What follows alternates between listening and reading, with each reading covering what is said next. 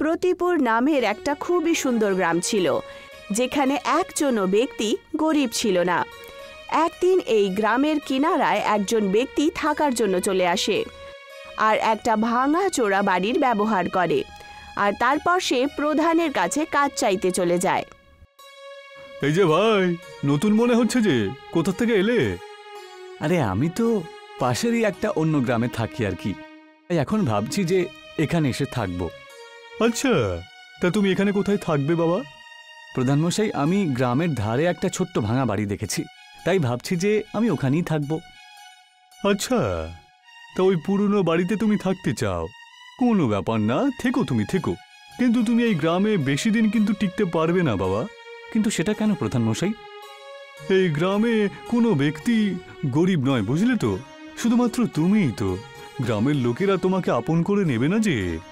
আরে প্রধানমশাই, যখন আমি এখানে এসেছি তখন আমি নিজের সাথে অনেক ধনসম্পদ নিয়ে এসেছি, তাই আমাকে গরিব ভেবে আপনি চিন্তা করবেন না। আমি ওই পুরনো বাড়িটা নতুনভাবে তৈরি করে নেব। তাহলে এখানে আমার কাছে কেন এসেছো? আমি তো ভাবলাম তুমি কাজের জন্য এসছো আমার কাছে, তাই। হ্যাঁ, একদম ঠিকই ধরেছেন আপনি। যখন আমি বাড়িটা তৈরি করে নেব তখন আমার কাজ বা কোনো নতুন দোকান একটা খোলার প্রয়োজন পড়বে বটে, সেই জন্য আপনার কাছে একটুখানি পরামর্শ করতে এসেছিলাম আর কি। আচ্ছা, তাহলে ঠিক আছে, আমারই তো জমি পড়ে রয়েছে বাজারে, ওটাই তুমি কিনে নিও। আর বাড়ি বানানোর জন্য লোকজন কোথায় পাবো?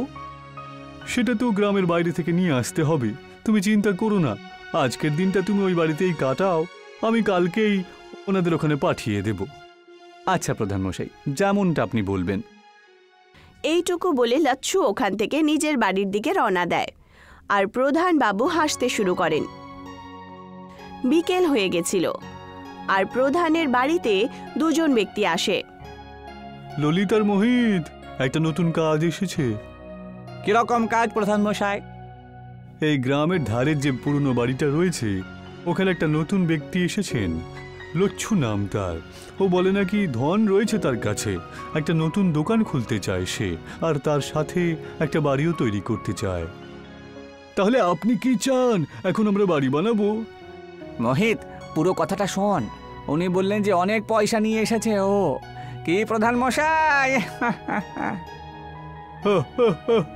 ঠিক ধরেছিস তুই। ও, তাহলে তাই বুঝেছি। তাহলে তোর বাড়ি বানানোর জন্য আমরা কালকেই চলে যাব, আর বিকেলের মধ্যে কাজ হয়ে যাবে। ঠিক আছে, তাহলে তোমরা কাজে লেগে পড়ো এবার। পরের দিন ললিত আর মোহিত লচ্ছুর বাড়ির সামনে দাঁড়িয়েছিল। এই যে লচ্ছু দাদা, তুমি কি এখানেই থাকো নাকি? প্রধানমশাই বলল যে তুমি এখানেই থাকো, কিন্তু কি জানি আপনি কোথায় রয়েছেন। তক্ষুনি দরজা খুলে যায়, আর লচ্ছু বাইরে চলে আসে। হ্যাঁ দাদা, হ্যাঁ হ্যাঁ, আমি হলাম লচ্ছু, আর এই বাড়িটাই আমি কিনেছি, বুঝলে? তোমরা শুধু এটাকে ভালো করে বানিয়ে দাও। আরে চিন্তা করবেন না, পুরোপুরি পরিষ্কার করে দেবো। আপনার এই ভাঙাচোরা বাড়ি একবারে নতুন মহল হয়ে যাবে। ঠিক আছে দাদা, আর পয়সা নিয়ে তোমরা চিন্তা করো না, আমি সমস্ত পয়সা কাজ হয়ে যাওয়ার পরেই দিয়ে দেব। ললিত আর মোহিত বাড়ির ভেতরে ঢুকেই দেখতে পারে যে ওখানে ব্যাস একটা সন্দুক রাখা আছে আর একটা কাপড়ের ব্যাগ। ঠিক আছে দাদা, এবার আমরা কাজ শুরু করে দিই তাহলে। হ্যাঁ হ্যাঁ, আপনারা কাজ করুন তাহলে। যদি কোনো কিছুর প্রয়োজন হয় আমাকে অবশ্যই বলবেন। হ্যাঁ দাদা, হ্যাঁ হ্যাঁ। দুজনই অনেকক্ষণ ধরে কাজ করতে শুরু করে। অনেক রোদ উঠে গেছিল। লচ্ছু বলে ওঠে, দাদা, আমি আপনাদের দুজনের জন্য কিছু খাবার নিয়ে আসি। আগে আগে, হ্যাঁ হ্যাঁ, খুব খিদে পেয়েছে বটে। আপনি যদি আসেন খাবার নিয়ে তাহলে খুব ভালো হবে। যান। হ্যাঁ হ্যাঁ, পুরো পরিষ্কার করে কাজ করবো আমরা এরপর। আচ্ছা ঠিক আছে, ঠিক আছে, তোমরা তাহলে কাজ নিয়ে পড়ে থাকো, আমি এক্ষুনি আসছি। লচ্ছু ওখান থেকে এইটুকু বলে চলে যায়। দাদা দাদা, এ তো গেল, এবার আমরা আসল কাজ শুরু করে দিই। আরে কাজ তো আসার পরই হয়ে গিয়েছিল মোহিত। সেটা কিভাবে দাদা? ওই দেখ, ওই দেখ, শুধুমাত্র একটা সিন্দুক রাখা আছে আর একটা বাক্স যার মধ্যে কাপড় রয়েছে, আর কোনো জিনিসপত্র লোকটা রাখেনি বটে। আচ্ছা, তাহলে ওই গুপ্তধনটা নিশ্চয়ই ওই সিন্ধুকেই থাকবে। আপনি সত্যি খুব বুদ্ধিমান দাদা। চল চল মোহিত, এবার আমরা পরিষ্কার করে দিই। দুজনই ভাই মিলে সন্দুকটা খুলে দেয়। ওরা সোনা রূপোর মুদ্রা দেখতে পায়। দুজনই পুরোটা সন্দুক তুলে নিয়ে ওখান থেকে পালিয়ে যায়। আরে এই যে ভাইয়েরা, ললিত, মোহিত, কোথায় গেলে তোমরা? আরে আমি খাবার নিয়ে চলে এসেছি তো। লচ্ছু চারদিকে মাথা ঘুরিয়ে দেখতে শুরু করে, কিন্তু সে কোথাও কাউকেই খুঁজে পায় না। তারপর সে দেখতে পায় যে তার সন্দুক ওখানে নেই। এটা দেখে সে কাঁদতে শুরু করে। আরে শেষ হয়ে গেলাম, পুরোপুরি নিঃস্ব হয়ে গেলাম। আমার জীবনের পুরো পরিশ্রম চলে গেল। এবার আমি কি করব? লচ্ছু প্রধান বাবুর বাড়িতে চলে যায়। প্রধান মশাই, প্রধান মশাই, কি হলো ভাই? তুমি কান্নাকাটি করছো কেন? সব শেষ হয়ে গেছে গো, আমি নিঃস্ব হয়ে গেছি। আর একটু শান্ত হও আর আমাকে পরিষ্কার করে খুলে বলো। আপনি আজকে যে দুটো লোককে পাঠিয়েছিলেন, ওরা আমার সব পয়সা, আমার জীবনের পুরো রোজগার চুরি করে নিয়ে পালিয়েছে, আর ওখান থেকে পালিয়েছে। হ্যাঁ, এটা কি করে হতে পারে? ওরা দুজন কি সমস্ত পয়সা চুরি করেছে? তা কত পয়সা ছিল ওই সিন্ধুকের মধ্যে? অনেক পয়সা ছিল, আমার সারা জীবনের রোজগার ছিল। আমি আমার সব বাড়ি মাটি বিক্রি করে ওই পয়সা নিয়ে এসেছিলাম, এই গ্রামে একটা নতুন জীবন শুরু করব। সেই জন্য সোনা চাঁদির অনেক কয়েন ছিল ওর মধ্যে। আচ্ছা, খুবই দুঃখের ঘটনা তোমার সাথে ঘটলো। ঠিক আছে, দাঁড়াও, আমি তোমার জন্য একটু জল আনি। যেই মাত্র প্রধান উঠে এগিয়ে যায়, তখন তার পকেট থেকে একটা সোনার মুদ্রা পড়ে যায়। লচ্ছু সেটা তুলে নেয় আর খুব মন দিয়ে দেখতে শুরু করে। প্রধান মশাই, এই কয়েনগুলো, এই কয়েনটা তো আমার। তার মানে আপনিও এই খেলায় জড়িত, তাই না? আমাকে আমার পয়সা ফিরিয়ে দিন বলছি। আচ্ছা, তাহলে তুমি শেষমেশ জানতে পেরেই গেলে। কোনো ব্যাপার না, এখন যখন জানতে পেরেই গেছো, তাহলে কি করতে পারো বলো? এসো ললিত, বাইরে এসো। মোহিত। ললিত আর মোহিত দুজনই ওখানে চলে আসে। তোমরা তিনজন একসাথে জড়িত, তাই না? আমি সব বুঝে গেছি। আরে তুমি চুপ করো তো, পয়সার এত মোহ ভালো নয়, বুঝেছ? সেই জন্য আমরা তোমার কাছ থেকে ওগুলো নিয়ে নিয়েছি। হ্যাঁ লাচ্ছু, লাচ্ছু, উপকার করেছি তোমার জন্য। সারা দুনিয়ার মোহ থেকে তোমাকে মুক্তি করে দিলাম। একে তুলে বাইরে ফেলে দাও। ললিত আর মোহিত তাকে বাইরে বার করে দেয়। যা, পালা এখান থেকে, যা। আর যেন কখনো তোর মুখ না দেখি এই প্রধান মশাইয়ের বাড়ির কাছে। লচ্ছু কাঁদতে কাঁদতে জঙ্গলের দিকে গিয়ে বসে পড়ে। তক্ষুনি ওখানে একজন ভিখিরি আসেন। কিরে ভাই, কাঁদছিস কেন? সে আপনি বুঝবেন না, একজন ভিখারি অন্য ভিখারি যদি না বুঝে তাহলে সে তো ব্যর্থ বাবা। আমি ভিখারি নই, আমার সমস্ত পয়সা এই গ্রামের প্রধান চুরি করে নিয়েছে, জানেন তো? তাহলে তো হয়েই গেলে ভিখারি তুমিও। হ্যাঁ, হয়তো আপনি ঠিক কথাই বলছেন। তাহলে আমি এখন কি করি? আমি তো কিছুই বুঝতে পারছি না। কিছু পয়সা আমাকে দিয়ে দাও, তাহলে আমি তোমায় সাহায্য করতে পারবো। আর একটু আগে আমাকে তুমি ভিখারি বলে রাগাচ্ছিলে, এখন আবার পয়সা চাইছো? অদ্ভুত মায়া তো। হ্যাঁ, বুঝতে পারছি, কিন্তু এত জোর খিদে পেয়েছে যে কি আর করি বলো। লচ্ছু নিজের পকেট থেকে সমস্ত টাকা বার করে তাকে দিয়ে দেয়। এই শেষ কটা পয়সা আমার কাছে বেঁচে ছিল, জানেন তো? সব পয়সা তুমি আমাকে দিয়ে দিলে, আর নিজের জন্য কিছু বাঁচালে না কেন ভাই? তুমিও তো বিরক্ত, তুমিও তো সমস্যার মধ্যে রয়েছো। আমি তো আজকে খাবার খেয়েছি। তুমি বলো কি চাও, তুমি যা চাইবে তাই দেব। আমার ঝোলা খালি থাকে না, বুঝতে পেরেছো? তাই যা চাইবে ভেবেছিও। মনে হচ্ছে তুমি মিথ্যে কথা বলছো না। তবু আমি এই সময়ে এখন সেই পরিস্থিতিতে নেই যে কিছু ভাবতে পারি বা কিছু চাইতে পারি। তুমি তোমার ইচ্ছা মতো যা ইচ্ছে আমাকে দিয়ে দাও না।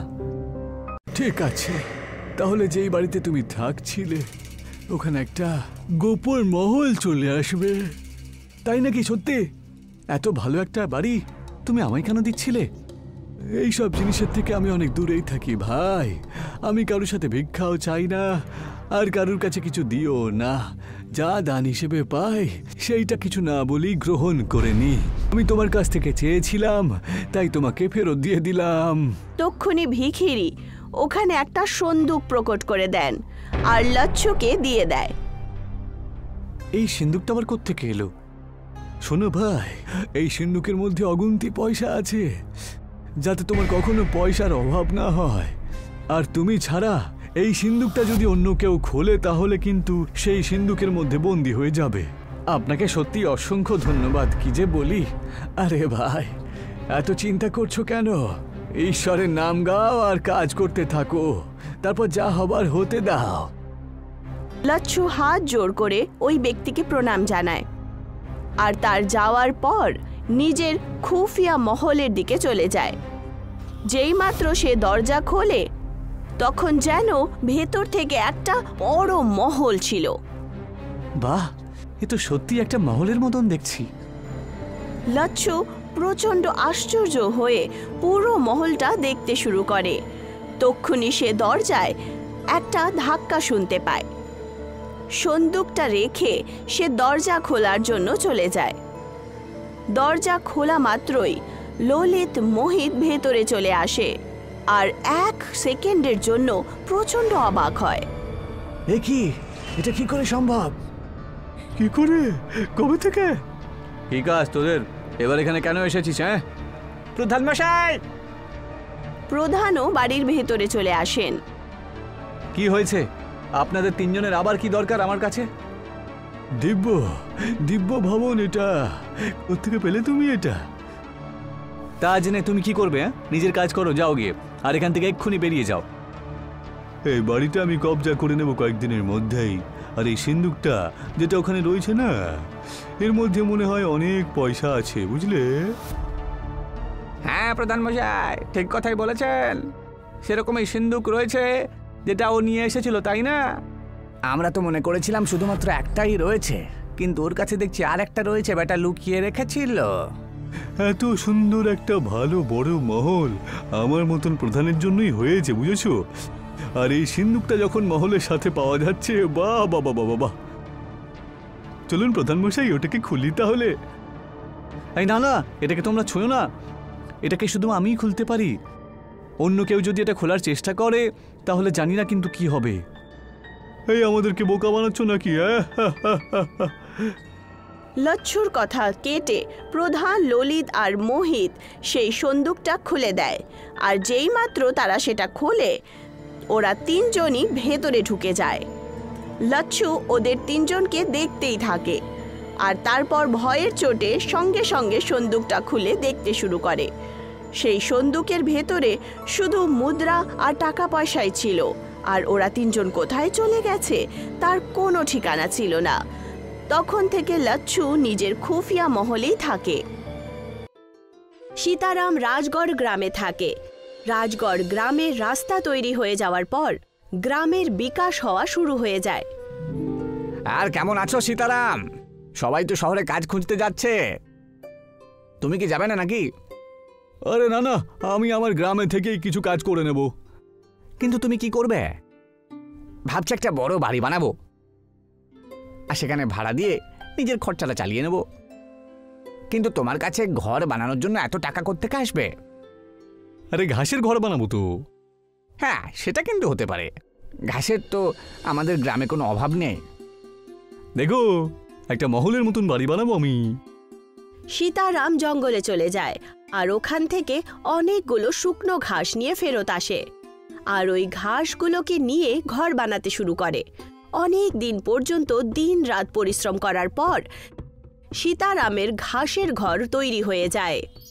অনেক দিন পর্যন্ত খোঁজার পর সীতারাম একজন ভাড়াদার খুঁজে পায়। আমার দুটো ঘর লাগবে, আমার পরিবারের সাথে আপনার গ্রামে আপনার স্কুলে পড়াতে এসেছি যে। হ্যাঁ হ্যাঁ, আসুন আসুন গুরুদেব, এত বড় বাড়ি তো আমি আপনাদের জন্যই বানিয়েছি। আসুন আসুন। সীতারাম ভাড়াদারকে ঘর দেখায়। ভাড়াদারের ঘরটা পছন্দ হয়। কিছুদিন কেটে যাওয়ার পর, আরে সীতারাম বাবু, আপনার বাড়িতে তো অনেক ইঁদুর রয়েছে, রাত্রে ভালো করে ঘুমোতে দেয় না যে। আরে আপনি ক্ষমা করবেন গুরুদেব, আমি আজকেই ইঁদুর মারার ওষুধ নিয়ে এসে সমস্ত ইঁদুর তাড়িয়ে দেব, কথা দিলাম।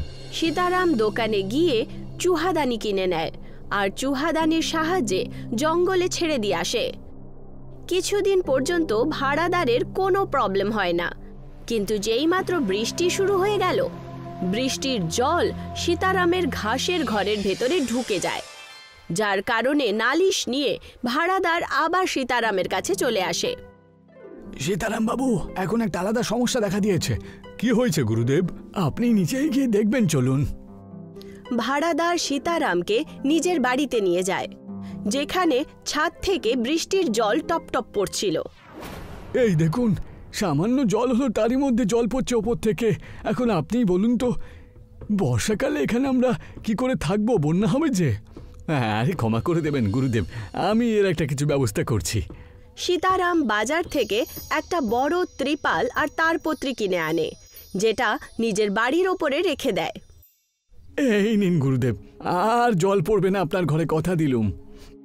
আস্তে আস্তে বৃষ্টির মরশুম শুরু হয়ে যায়, আর খুব জোরে বৃষ্টি হতে শুরু হয়ে যায়, যার কারণে সীতারামের ছাদের ত্রিপাল আর তারপত্রী দুটোই ফেটে যায়, আর বৃষ্টির জল একসাথে বাড়িতে ঢুকে পড়ে।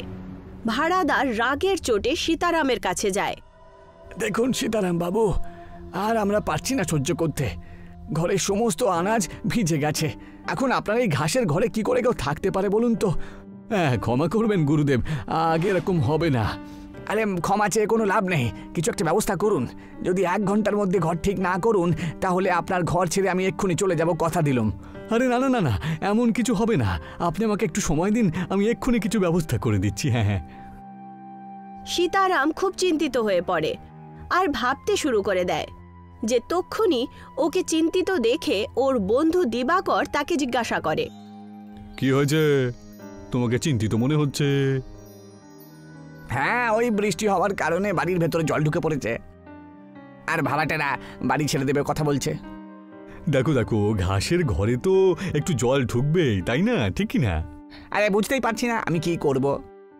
আরে কিছু পরিপাটি করে প্লাস্টিকের জিনিস লাগিয়ে চেষ্টা করে দেখো।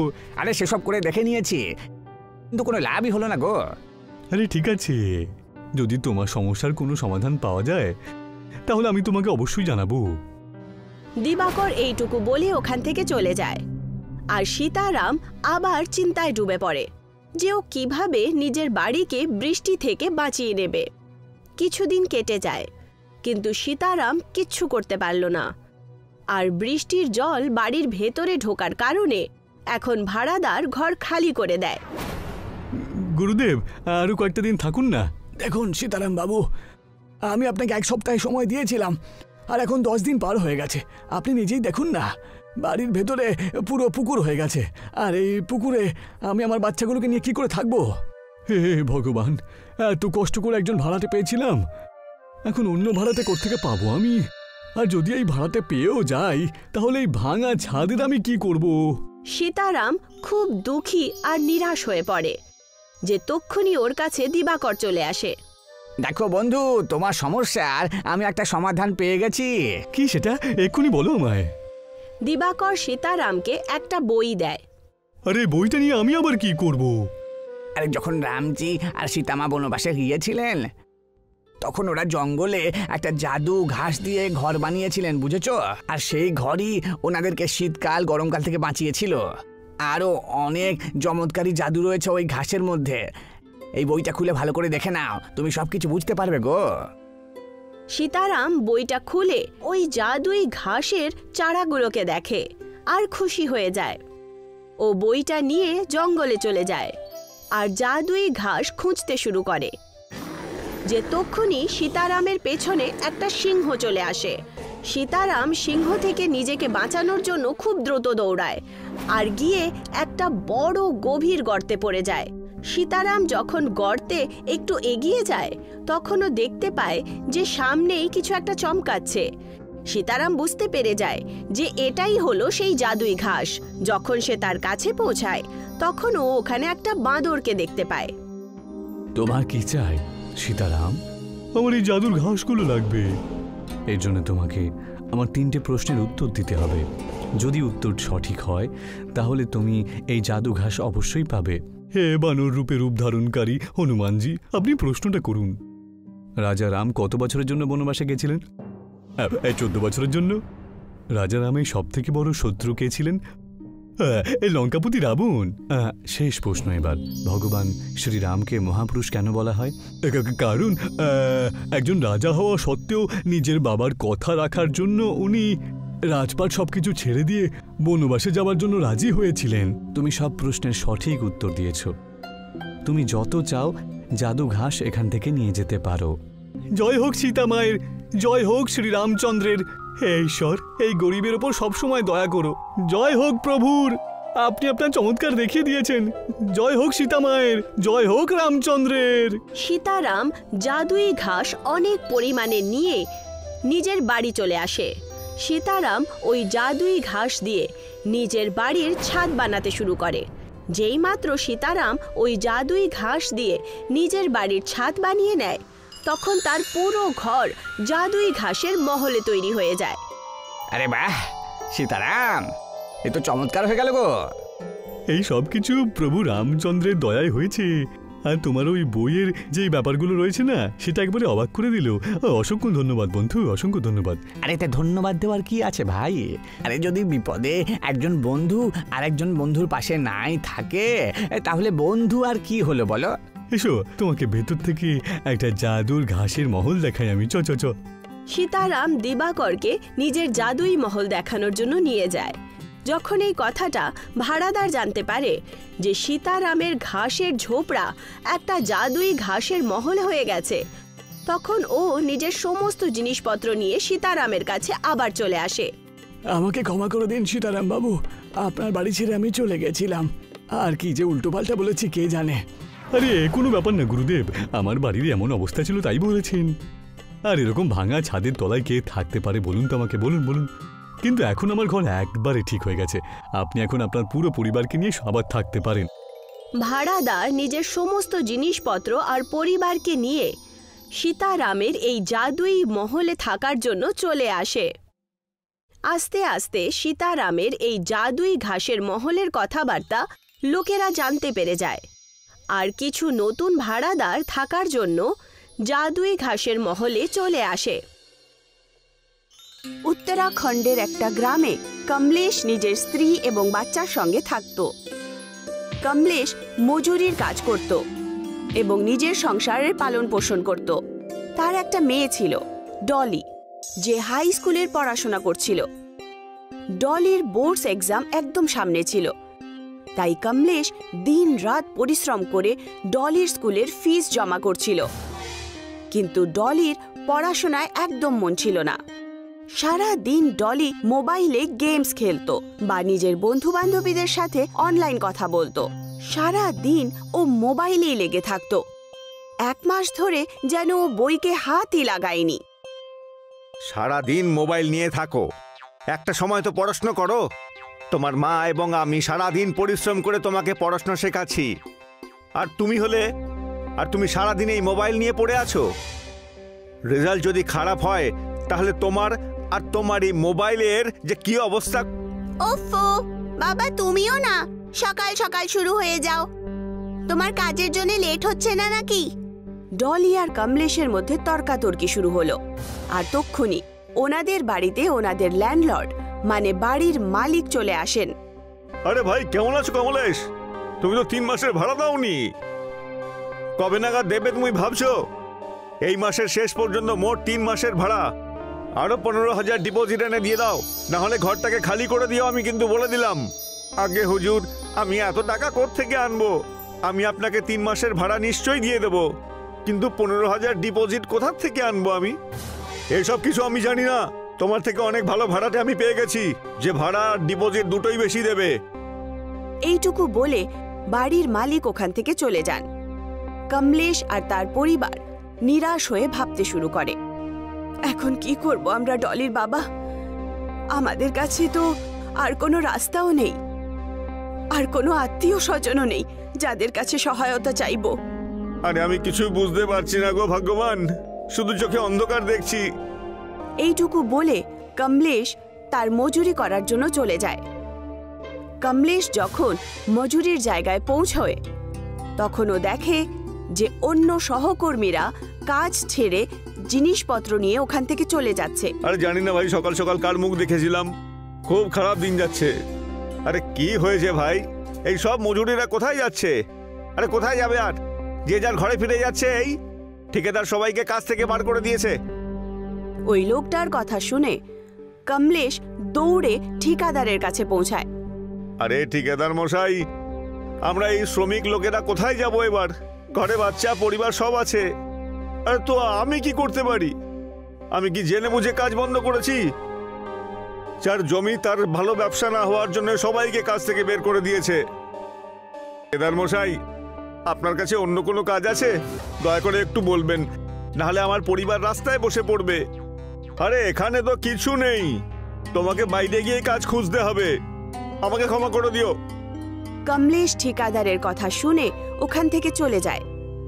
আর ও রাস্তাতেই একটা মন্দিরে বসে ভাবতে শুরু করে। হে ভগবান, নিজের বাচ্চা এবং পরিবারকে আমি কিভাবে সামলাবো? আমি আপনার সাহায্য চাই। আমাকে কোনো একটা রাস্তা তো দেখান, আমাকে মার্গদর্শন দেখান। সেই সময়ই একটা লোক মন্দিরের দিকে অস্থির অবস্থায় দৌড়তে দৌড়তে আসে আর এসে মন্দিরের পেছনে লুকিয়ে পড়ে। ওই লোকটার পেছনে অন্য আরো কয়েকজন দৌড়চ্ছিল। আরে কোথায় লুকিয়ে পড়লে? বাইরে আয়। আচ্ছা তোকে তো দেখাচ্ছি, চলো। ওকে অন্য দিকটায় গিয়ে দেখি। ওই গাছটার আগে পালাতে দেখেছি আমি ওকে। কমলেশ ওই লোকটাকে লুকোতে দেখে ওর কাছে কথা বলার জন্য চলে যায়। কি হয়েছে ভাই? কি চুরি করে পালিয়েছো যে লোক তোমার পিছনে আসছে? আমি কোনো চোর নই। আমার একটা প্লাস্টিক বানানোর ফ্যাক্টরি আছে, সরকার সেটাকে বন্ধ করে দিয়েছে। সেই জন্য লোক আমাকে মারার জন্য পিছনে পড়ে গেছে। ওদের বক্তব্য আমরা প্লাস্টিকটাকে ব্যবহার করে পরিবেশ দূষণ করছি। এই পরিবেশটাকে তো তুমি দূষণ করেছই। যাও, এই পরিবেশকে তো তুমি দূষিত করেছো অবশ্যই। এইটুকু বলে কমলেশ ওখান থেকে চলে যায়। কিন্তু তক্ষুনি কৈলাশ ওকে আওয়াজ দেয় আর বলে, শোনো ভাই, 1 মিনিট দাঁড়াও। তুমি কি আমাকে কিছুদিনের জন্য তোমার বাড়িতে রাখতে পারো? যখনই পরিবেশ শান্ত হয়ে যাবে পুনরায় আমার বাড়ি এবং আমার ব্যবসা শুরু করে দেব। আরে ভাই, আমার নিজেরই পরিবার রাখার জন্য ঘরের কোনো ঠিকানা নেই, তুমি উপর থেকে আমার ওপর চাপ সৃষ্টি করছো। কমলেশ ওখান থেকে চলে যায় আর নিজের বাড়িতে গিয়ে সমস্ত কথা নিজের স্ত্রী এবং মেয়েকে বলে। এখন আমরা কি করব? ডলির বোর্ডস এক্সাম সামনেই। আমাদের বাড়ির দারিদ্রতার কারণে আমাদের মেয়ে ফেল না হয়ে যায়।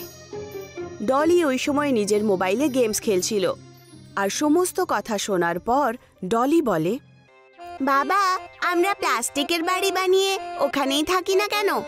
প্লাস্টিকের ঘর কিভাবে? প্লাস্টিক থেকে তো আমাদের পরিবেশ ঠিক থাকে না। আজকে আমার সঙ্গে একটা লোকের সাক্ষাৎ হয়েছিল যার পেছনে লোকজন লেগে গেছে। ওর প্লাস্টিকের ফ্যাক্টরি ছিল। তুমি কি ওই লোকটাকে জানো? আমরা ওনার ফ্যাক্টরি থেকে কিছু প্লাস্টিকের বোতল নিয়ে আমরা নিজেদের বাড়ি বানিয়ে নিই। আমিও শুনেছি প্লাস্টিক কখনো পচে না, আর তাতে আমাদের বাড়ির সমস্যাও দূর হয়ে যাবে আর ওই লোকটার ফ্যাক্টরিও চালু হয়ে যাবে। আরে তোমাদের সব মাথা ঠিক জায়গায় রয়েছে তো? যা খুশি বলে যাচ্ছ। প্লাস্টিকের বাড়ি কিভাবে তৈরি হয়?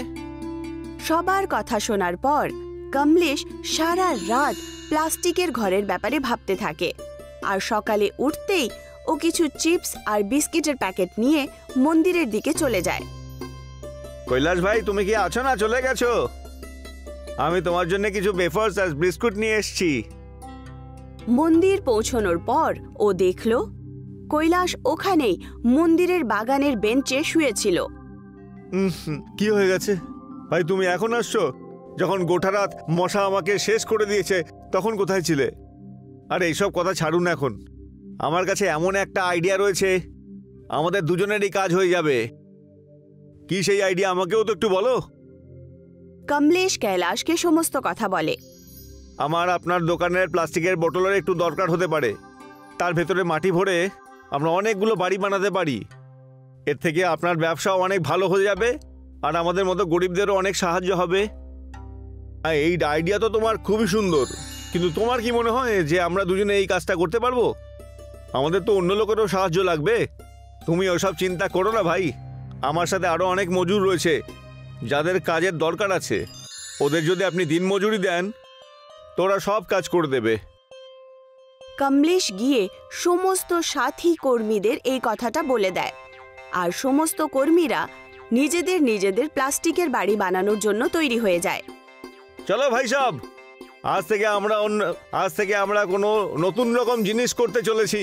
পুরো মন দিয়ে কাজ করতে হবে, তাহলে আমরা সক্রিয় হতে পারবো।